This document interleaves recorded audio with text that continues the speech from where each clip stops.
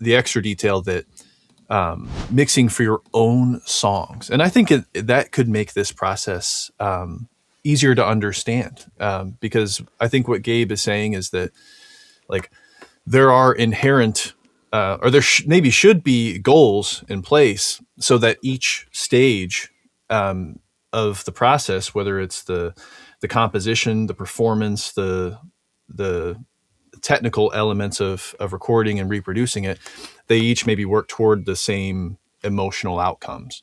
They're singing in harmony with one another. So as a musician, if you're making your own stuff, like when you think when you first write your own song, if you're anything like me, you either have a melody that elicits some sort of emotion, or you have a set of chords that set some sort of mood. And then like, even if I'm playing on acoustic guitar, though I sometimes get stuck in a rut of like every song's a folk song when I do that, but I have in my mind some feeling that's much different than the sound that is actually happening there on my couch.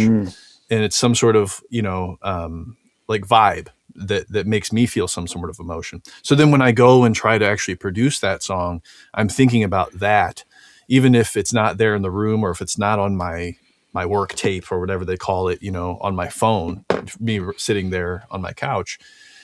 I've actually run into this. I've been working with my friend, and he's like, "Oh, but it sounds like a folk song." But I'm like, no. There's a vision that doesn't sound like that at all. And so I think that's what I'm trying to work toward.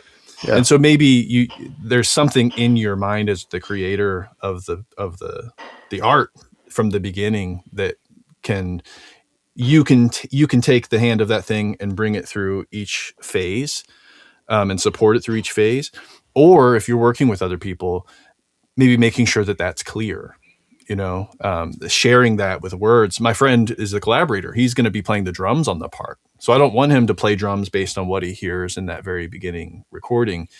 I want him to hear what my vision is for it, what it makes me feel. And then he's got emotions too, and can support that emotional outcome through that process. And then I also wanted to just offer, rather than such a philosophical answer, maybe something a little bit more concrete. In our mix reviews, Gabe, that we do for our members, I think something that often comes up when there is a flat mix, which is the term that was used here, is actually like movement throughout the piece. So a lot of the time, I notice that time and time again, you in your reviews are saying, see how the waveform is even just the same size the whole time. Like, how can we develop the song throughout? So it's not just verse, chorus. Maybe it's verse 1, chorus 1. Verse 2 is a little different than verse 1, whether dynamically or rhythmically or something. And then chorus 2, we think that choruses are all supposed to be the same.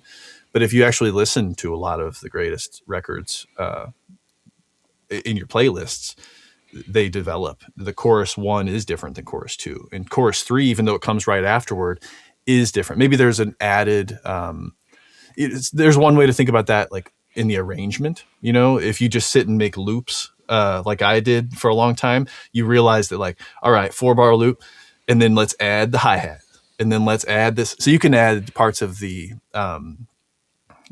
parts to the arrangement, or you can even use automation, which is something that I often see you saying, like, let's actually get here at the end and make that vocal a little bit more present, or bring the guitars out, or change the bass tonally somehow to where you feel it more in the body the third time that we go through this refrain. And then, I had one more thing I wanted to say, but I'm kind of losing it now. It was, rather than thinking about adding, if you've already got the song, you've often suggested maybe start at the end and then subtract. And now you've created a ramp, an ascension, but through the process of elimination, working backwards, right? So if you want the climax or the peak to be toward the end of the song, maybe you leave that just as it is. You don't need to add anything to it, but maybe you can strip away toward the beginning. Yeah. Yeah. Beautifully done, Kyle. Yeah. Masterfully said. It's to take it away from the philosophical into the practical.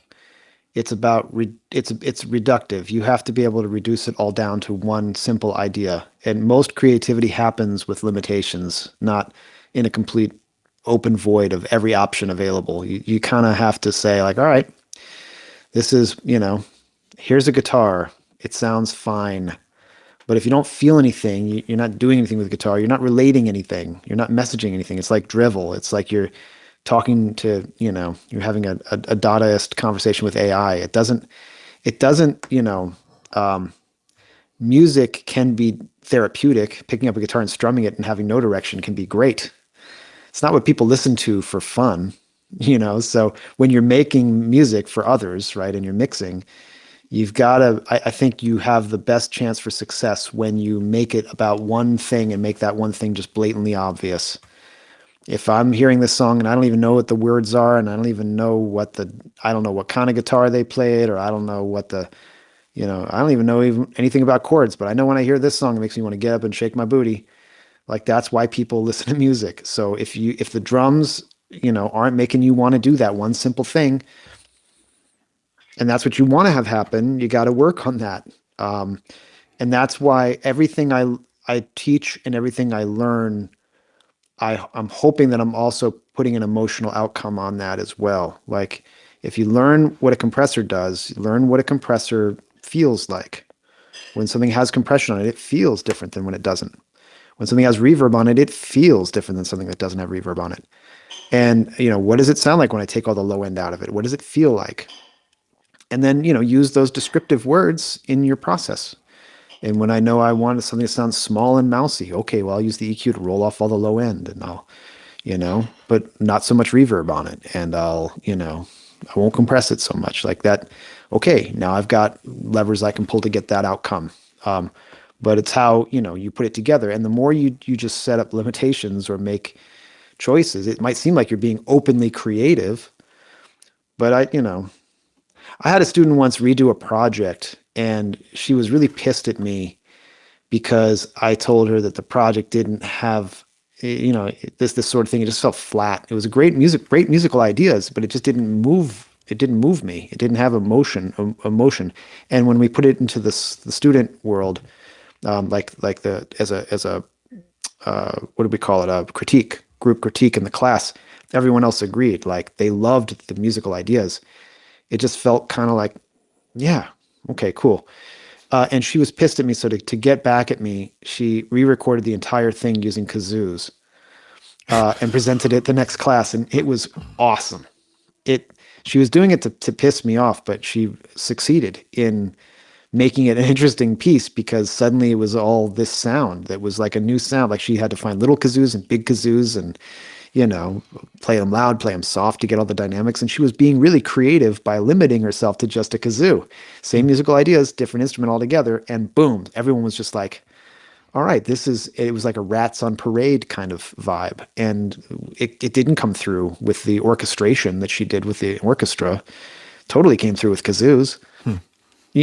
Like that's the sort of thing, like you have to be willing to, be humble and about your ideas and, pursue limitations in the for creative impact.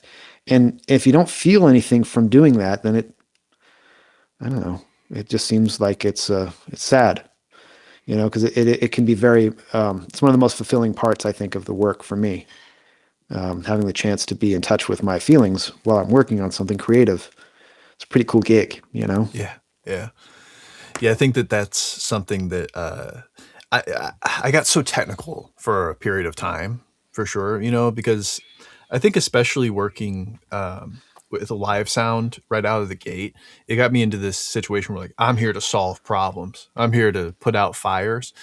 But then once you have maybe a control over that, um, and you can keep the fires at bay as a second nature, then you start kind of remembering like, oh, this is an art. This is not actually just like it is production of an end product, but like, what's the whole point? And getting back into recording music and writing music has really helped me return to that. And I think that again, it's sort of like theory and practice are better together than alone, maybe these two things are better together than alone, but check yourself. Like if you're anything like me, you may be drifting a little bit toward one thing, more toward one thing than you should, or that would be Yeah. ideal, you know. Yep. I love the thread through what we've been talking about today, which is the earlier in the signal chain you go, the more as you dig deeper into what the actual problem is, it leads you toward earlier in the signal chain. And somebody had a great comment, says a great mix begins at childbirth. And I think that's so true, because like you've got taste, you know, that you've just developed this whole time, and you've got Yeah. skills that you've been developing this whole time. Yeah. And I think the creativity is a marriage of those. Begins at childbirth. You know, the last thing I guess I just want to pile onto this before we put it to bed, Kyle, is that if you only fix the problems, which you, by the time you're done working 40 hours fixing all the problems, you might just uncover the fact that the emotion just wasn't there to begin with. So now what? Yeah. Right. So like if you're only thinking about that and you're not thinking about the other thing, if before you spend 40 hours isotoping the bejesus out of a track to get the, you know, the breathing out, like what's behind that? Is it compelling enough to go there? And if it's not, don't be afraid to scrap it and start over.